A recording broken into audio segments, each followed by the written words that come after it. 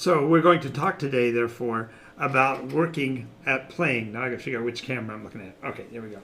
So when we talk about working at playing, the idea here is that our life's work is fundamentally passing through the lives that we experience, learning how to cope and adapt to each one of them, embracing where we can those pieces of that life and making them our reality. And in other cases, learning how to let go and move beyond the things that have become so entrenched in our life as to become routine.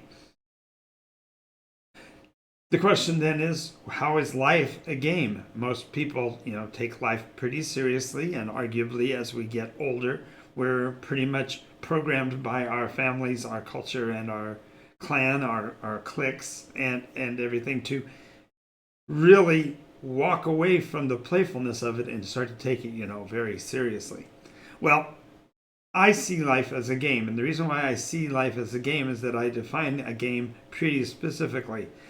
A game, by definition, is any interaction that occurs over a set amount of time with knowable interaction rules and a means by which we can resolve our differences through person versus person competition, communication, and connection.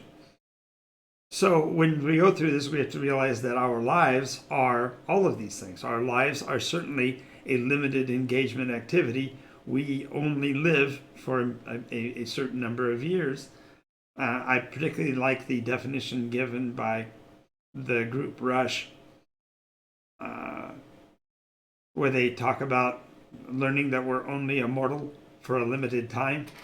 The idea is that while we are in our existence and while we are engaged in the very process of existence, we don't see our mortality. We do not see the end.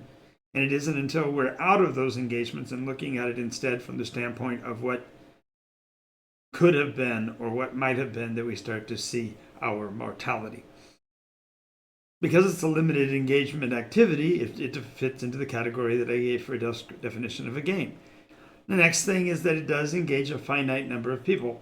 We certainly would like to think that we can know millions of people, but the reality is, while others may know of us individually, we individually can't know an infinite number of persons, and therefore we are engaging only with a finite number of those individuals. And it's that finite nature that again puts it in the concept of a game, because a game can only be played by a certain number of players. The next is that resources, generally in games, are expended or received, whether you're playing a game where you are accruing victory points, or you're accruing resources for trade, or accruing victory points. In all of these cases, these points are bought and sold, traded, communicated back and forth with each other. And that's the way real life is too. We have to generate revenue to pay our bills, to keep our livelihood. We have to expend our social capital to make friends and run the risks and become the vulnerable persons to create community and relationships. Furthermore, just as in any game, the very virtues of success or failure are themselves fleeting engagements. And whether we win or whether we lose, it isn't what we do or but it's how we play the game that matters. And that is certainly the case when we're looking at life. It isn't whether we win or lose, but it's how we play the game. And it depends very seriously on the interaction we have with others to see what their feedback and their input would be. And if we are engaged with the idea of a feedback loop, that is ultimately the essence of games, is that we are looking at our interaction with other spirits and other beings to determine our pecking order or our success level within the game. Now, the idea of an outcome being a win or a lose is subjective. There are persons who play games literally to see how badly they can do. They play to lose, or they play with the idea of no thought of risk, or they play with the concept of who has the most toys wins. These are all subjective boundaries for victory. And so just as in a board game or a role-play game being totally arbitrary on what is the win or lose condition, same thing is true with real life. We don't have a way of doing that. There's no objective judge who determines our success or failure.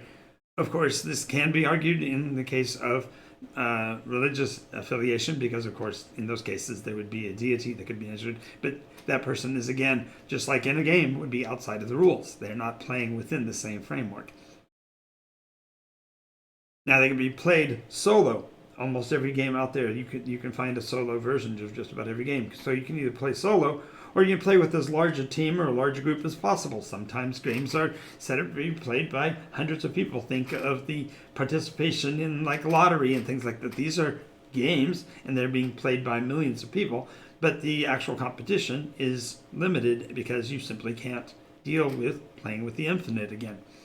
So, but the most important part of this, and this is how it ties into NycosRPG, and that is that, like RPGs, the game of life has no distinct winners or losers.